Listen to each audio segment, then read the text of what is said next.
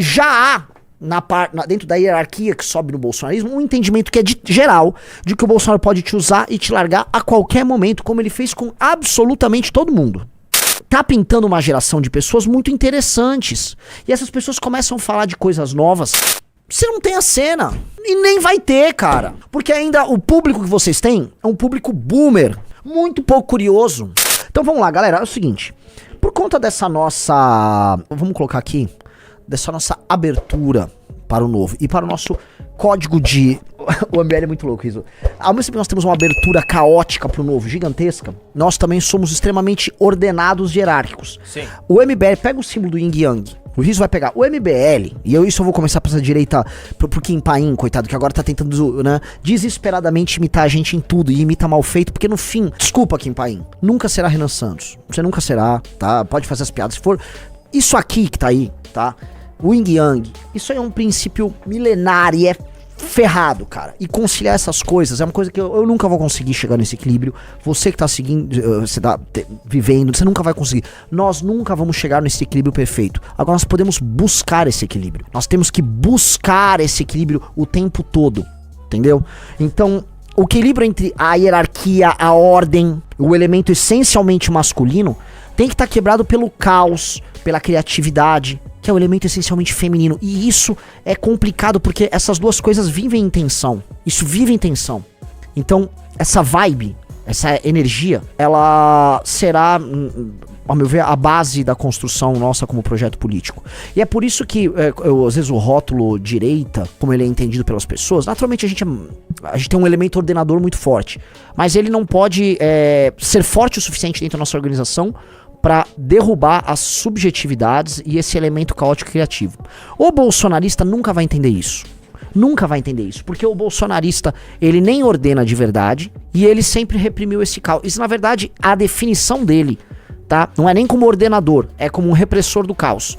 O medo que esse cara tem do caos é tão grande, dado que a maior parte dos bolsonaristas tem problemas sexuais mal resolvidos, então eles ficam, por exemplo, né, eu sempre falei, a maior parte dos bolsonaristas são gays. Não falando do eleitor.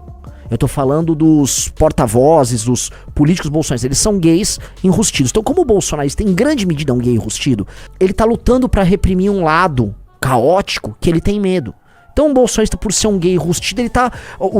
A definição dele é a repressão, é a negação desse elemento caótico que tá ali, que tá louco pra sair do armário. Como não é bem resolvido, então, você vai ver, né? Eu boto alguns dos principais nomes bolsonaristas no Brasil... Né? E a energia desses caras é a energia justamente de um gay reprimido. Então, o direitismo dele é um direitismo de um chola reprimido, cara. E isso é uma merda, cara. Porque você nem ordena, porque eles não têm a vocação masculina pra impor a ordem. Então, assim, eles não são homem pra impor a ordem. E ao mesmo tempo, você não tem nem o caos, porque a tua ordem é apenas uma repressão do caos. Você tá tudo errado ali. Mas isso prossegue. Ao não entender o elemento, vamos começar pelo elemento essencialmente masculino.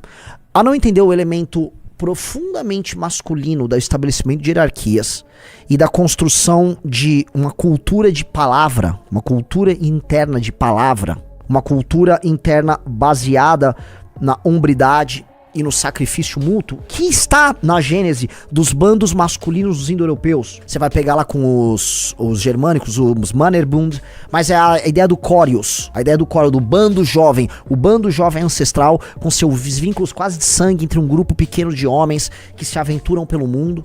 Ao não entender essa lógica, que é uma lógica fundamental para um grupo político, por isso que eu digo, a coisa mais importante para um grupo político, assim, ela precede inclusive as ideias que ele vai defender, é a lealdade. Então o MBL passou muitos anos criando mitos, lendas envolvidas à lealdade, direcionadas à ideia de lealdade, a ideia de vamos sofrer juntos. Na verdade, o que mais definiu o MBL não foi, por exemplo, o período do impeachment, foi o período que a gente mais trouxe pra dentro vagabundos e oportunistas, porque tava crescendo, era fácil. Foi justamente o período das vacas magras, quando estar com o MBL era se queimar. Ficar conosco era uma merda, entendeu? Então, esse elemento começou a criar os mitos e os ritos internos ligados à lealdade e à manutenção, a ideia de sacrifício. O lance da caneca defendendo o Arthur foi uma coisa que me marcou, mas todas as defesas que a galera nossa fez, por exemplo, quando eu fui atacado, o lance dos 400 milhões, Entendeu? Todos os sacrifícios que as lideranças locais fizeram, todas as tentações que foram resistidas, e o caso mais emblemático agora, que é o mais emblemático de todos, que pra mim é uma coisa muito simbólica, um dos elementos mais simbólicos dos 10 anos do MBL, que é o lance dos 9 de Curitiba, né? Aquilo assim, aquilo é um bando real, concreto. Então, a vitória da nossa cultura tá nessa vitória dos 9 de Curitiba, né? Quando eles eliminam o Bétega, e quando eles afirmam o bando, eles afirmam os valores do grupo, eles afirmam a lealdade, eles criaram um standard, um padrão. Como eu disse pra vocês, eles subiram tanto o sarrafo, tá? Que não há nada sendo feito em política no Brasil que chega perto disso. Então, não havendo algo similar, tentar copiar, praticando dentro do próprio corpo político, o oposto, que é a cultura de oportunismo vagabundo do bolsonarismo, somado a essa cultura, volto a colocar aqui, de gays reprimidos, que é o do bolsonarismo. Então são um monte de gay reprimido. E aí vocês sabem de que eu tô falando, pode fazer a lista aí, né? O PL jovem é basicamente isso, é uma surpa. Não vai rolar. Não vai rolar, mas não vai rolar mesmo. Primeiro porque essa natureza do gay reprimido, vaidoso, procura de like, é justamente a do cara menos de grupo que você vai ter. Essa gente não tem grupo, essa gente não forma grupo. Essa gente não tem, porque é da natureza deles ser extremamente vaidosos. Não dá. Não dá. Então, assim, a primeira coisa que tem que separar é a cultura do gay reprimido do bolsonarismo não cria bando, não cria nada. Não vai rolar. Não vai rolar. Então, assim, por mais que eles tentem, essa cultura não vai... E você não vai estabelecer hierarquia, lealdade, ritos com isso. E não é sobre boiolas. Tem que ter boiola no grupo. Eu já falei, se você não tem um grupo político capaz de aproximar gays e judeus, você vai dar errado. Um grupo tem uma sensibilidade fudida para elementos estéticos e simbólicos. E outro é o grupo mais inteligente que tem e que sabe operar dentro das elites. Então, se judeus te veem como algo interessante, você tem que ser entendido como alguém que está formando elite. E gays compreendem que a linguagem que você está construindo tem a sofisticação que lhes agrada. Então, é o melhor elemento, mas gay real. Não um gay reprimido que fica fazendo discurso homofóbico. Entendeu? Então esses são os pontos, são pontos importantes pra trazer aqui, tá? Com isso você vai construir suas hierarquias. E você tá entendendo que eu tô falando aqui muito do elemento agora essencialmente ordenador e masculino. Vamos lá, ó. Veja só o que Kim Paim falou, vocês vão entender agora isso. Vamos traçar um paralelo entre Bolsonaro e o MBL. Imagine se Kim Kataguiri fosse governador do DF, Arthur governador por São Paulo e Renan Santos estivesse sofrendo tudo que Bolsonaro está passando. Vocês acham que os governadores do MBL estariam fazendo o que diante do cerco contra Renan Sonaro? Vocês acham que Kim e Mamãe Falei iam reagir como diante das notícias que saem de tudo o que está acontecendo? Será que eles iriam falar que a democracia está na balada e iriam se silenciar diante de todos os absurdos contra Renan Sonaro? Ou será que eles iam cair pra dentro fazendo uma campanha nacional e usando seu peso como governadores, porque eles sabem que política é feita de grupo e que o grupo precisa estar mais unido do que nunca nos momentos de dificuldade? Perfeito. Veja só. Isto aí, tá? Que ele colocou, isso aí, é a casca externa que ninguém vai discordar, tá? Ora, todo homem que está nesse grupo político, ele tem que entender esses vínculos de lealdade, esses propósitos maiores. Perfeito, isso é óbvio. Agora, tem uns elementos que antecedem essa casca externa. E esses elementos são a cultura interna e a natureza das pessoas. A cultura interna do bolsonarismo nunca validou isso. E o topo da cadeia, que é o próprio Bolsonaro, muito menos. O Bolsonaro se construiu usando e descartando as pessoas ao redor. Ele usa e descarta, usa e descarta, usa e descarta. Então, já há, dentro da hierarquia que sobe no bolsonarismo, um entendimento que é geral de que o Bolsonaro pode te usar e te largar a qualquer momento, como ele fez com absolutamente todo mundo. São raros os caras, raríssimos os caras, que, não, beleza, o Bolsonaro vai estar comigo até no pior momento. Então, a coisa já começa, o problema já começa no topo. Tá? O problema começa ali. Segundo elemento, as pessoas que entram, elas entram enxergando no bolsonarismo uma oportunidade. Uma gigantesca oportunidade. Tem pessoas que entram porque acreditam na causa, acreditam no... Lógico que tem, mas tem. E tem pessoas boas que entram por causa do embalo, da oportunidade, percebem que é essa merda que a gente sabe, e se mantêm lá dentro, porque sabem que se sair vão perder o eleitor, e vão perder o público, vão perder o espectador. Conheço muitos que são assim. Então você tem ali dentro um mecanismo interno de funcionamento que ele já é viciado de pronto e ele é viciado de origem. O vício vem da origem, porque como o Bolsonaro, ele próprio se tornou um imã, ele, Bolsonaro, criou um vínculo com o eleitor, e ele cresceu demais, o que a gente chama de bolsonarismo são pessoas que se colocaram como intermediadores entre eleitor e Bolsonaro. É como se o Bolsonaro fosse um sistema religioso muito parecido com o catolicismo, em que os caras querem ser santos, que vamos dizer, você faz uma reza pro santo, meio que fazendo um pedido, né? Pedido para que ele interceda junto Então assim, você criou um sistema religioso em que Bolsonaro é Jesus Cristo, ele é Deus, e os deputados, os influenciadores, eles são como se fosse, tô falando aqui, né, construindo uma analogia para que ninguém fique aí muito ofendido, santos, porque muitas pessoas rezam para santos e fazem pedidos para santos, para que os santos intercedam para eles. E os bolsonaristas, os deputados, eles entraram nessa linha, se comportando como essas entidades, vamos dizer, intermediárias ali, operando junto ao Bolsonaro. Só que são todas entidades com uma energia, não todos, mas vários deles têm uma energia meio Lúcifer, em que eles querem, né, eu que trago a luz, eu quero brilhar mais que o Bolsonaro. Vamos dar um exemplo.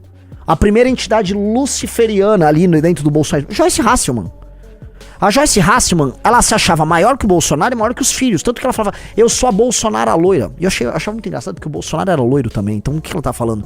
Ai não, eu sou uma filha do Bolsonaro. Ela quis dar a entender que ela era mais Bolsonaro que os filhos dele. Se lascou. Outro exemplo é o Nicolas. O Nicolas tá trazendo mais luz que o Bolsonaro. Ele próprio se encaixa no todo o checklist que eu falei aqui no começo do perfil deles, né?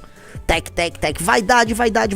É ele, as pessoas que imitam ele. Ele criou um subgrupo ali dentro do PL com pessoas que são tão ególatras quanto ele. Então não é um grupo de verdade. Mas esses caras estão fazendo um takeover de eleitor dentro do bolsonarismo. Eles estão pegando, porque hoje o anti-bolsonarismo é majoritário dentro do bolsonarismo, isso é estranho, ou seja, as pessoas são bolsonaristas, mas hoje as pessoas querem um bolsonarismo sem Bolsonaro. Então eles querem um takeover, eles estão fazendo um takeover, e aí os leais, aqueles leais ao Bolsonaro, né, os super leais, isso inclui o Kipaim, inclui o Eduardo, esses caras estão querendo criar um discurso novo. Por isso que o Eduardo lançou aquela candidatura patética, fazendo um discurso novo, lá com, olha só, porque ouviu o Aldo Rebelo, eles estão querendo, sabe, Aldo Rebelo, Mangabeira Unger, querem simular um Orbán, um nacionalismo, e aí vai sair tudo meio tacanha, meio tosco, meio rude. E aí não vai funcionar. Então eu entendo que eles estão fazendo isso, e muitos deles viram que a gente tá fazendo. O que o lance que é, nossa, o MBL tá passando por um processo criativo, e o MBL tem grupo, o MBL tem lealdade, e aí esses caras estão tentando, né, aí no MBL fazer algo novo. Sim. Mas porra, o trabalho é de verdade, não é de mentira. A gente não vai tentar botar um cara, por exemplo, que não sabe o que tá falando, como o Eduardo, pra fingir um troço que outra pessoa escreveu, tá aqui a inovação. Não vai funcionar. Não tem como funcionar. Até porque não tem nem massa crítica de pessoas interessantes querendo construir algo. O que eu quero dizer é o seguinte, eu assisto de verdade os vídeos dos Novos Clássicos. Eu assisto de verdade os documentários do Impera. Essas pessoas se assistem mutuamente. Então, tá pintando uma geração de pessoas muito interessantes. E essas pessoas começam a falar de coisas novas. Então você bota a mídia BH, Impera, o que a gente tá chamando de Dark MBL, o trabalho do Júnior, tudo isso começa a construir coisas novas e muito interessantes e muito legais. E aí você começa a inovar o discurso ideológico. Ou seja, isso tem uma cena. Outra parte importante da cena, o universo do Orlando, do Russo, do Rig, é o universo da Valete. Isso aqui começa a fomentar e construir coisas novas. E aí você vai, e são pessoas que são todo mês 5.000 revistas publicadas, ao fim do ano estão todas esgotadas. Isso começa a criar cena, pensamento, curiosidade, as pessoas começam a ler coisas diferentes. Isso dá muito trabalho, leva muito tempo. Não vai rolar, da parte do bolsonarismo, você pegar só a parte externa, tipo, não, agora eu tenho um discurso novo, e agora nós temos que ser todos leais, certo? Quem disse? Quem disse? Quem disse? Não é assim, eles não têm uma cultura, não tem cultura corporativa. Não tem nada. Criaram um movimento que deu certo, porque deu certo do ponto de vista eleitoral, mas isso vem com um preço, galera. Isso vem com um preço. O preço que veio é o seguinte, cara, o grupo é uma merda. As pessoas que integram, os deputados, os vereadores, os formadores de opinião, os youtubers, são uma merda. E o único cara que tá tentando pensar em algo ali, vamos ser honestos, é o Kim Paim mesmo. Muito porque acompanha a gente. Só que, cara, com todo respeito, Kim Paim, não vai dar pra fazer isso na Austrália. Não vai dar pra fazer isso com os caras que você tem. Tampouco não vai dar, tipo, ô Aldo, vem aqui, me traz um nacionalismo aí. Não é assim, cara. Não é assim porque não tem um processo criativo. Aí eu saio do elemento masculino, ordenador, eu vou pro elemento criativo, caótico, feminino, nesse sentido. Você não tem a cena. E nem vai ter, cara. Porque ainda o público que vocês têm é um público boomer. Muito pouco curioso. E sempre voltado pra ter um discurso muito mainstream. Que é na própria fala, assim, imagina o Eduardo tá tentando inovar no discurso, só que ele, não, escuta, vamos focar no que converge. Sim, vocês só querem, o discurso nacionalista que vocês chamam é apenas um discurso eleitoralmente fácil, com premissas um pouquinho diferentes. Na prática, essa porra não vai a lugar nenhum. Porque ele não está propondo a ser minoritário. Ele não está se propondo a ser menor. Quando ele não se propõe a ser minoritário em algum momento, ele não vai passar pela fase de incubar, que é a fase do casulo, que qualquer movimento cultural, artístico, intelectual tem, que é a fase de ser minoritário e de você criar a subcultura, a Cracolândia. Os memes próprios, que é os secotins do Império, são os memes próprios, são esse grupo de homens, jovens estão aí no Twitter, né? Os caras chamam, bolha disso, bolha daquilo, bolha de não sei quem e tal.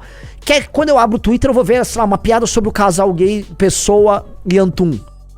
Entenderam? É uma bolha de caras que vão estar lá seguindo, que podem ser esquisitos, pode ser isso, mas são pessoas que estão vivendo algo diferente. Essa cena, que é o que a gente também, no ponto de vista agora do MBL, fez lá no Congresso. Ou seja, você participa de um evento ferrado, com um discurso completamente novo, e aí depois você sai e você vai pra um show, você tá bebendo, trocando ideia com as pessoas que você acompanha.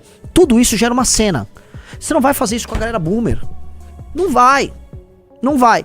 Como não vai fazer? Meio que não dá pra ter. Meio que não dá pra ter, entendeu? Então, eu até entendo que eles estão fazendo o diagnóstico, fico feliz que eles façam esse diagnóstico a nosso respeito. Mas meio que fazer engenharia reversa não vai rolar. Não vai rolar porque vocês precisam alterar fundamentalmente quem são as pessoas. O DNA de vocês não é esse, tá? E pelo fato do DNA não ser esse, terá problemas, cara. Terá graves problemas. Gostou desse corte? Comente aqui embaixo. Não se esqueça de deixar o seu like, se inscrever no canal e ativar o sininho para receber todos os vídeos.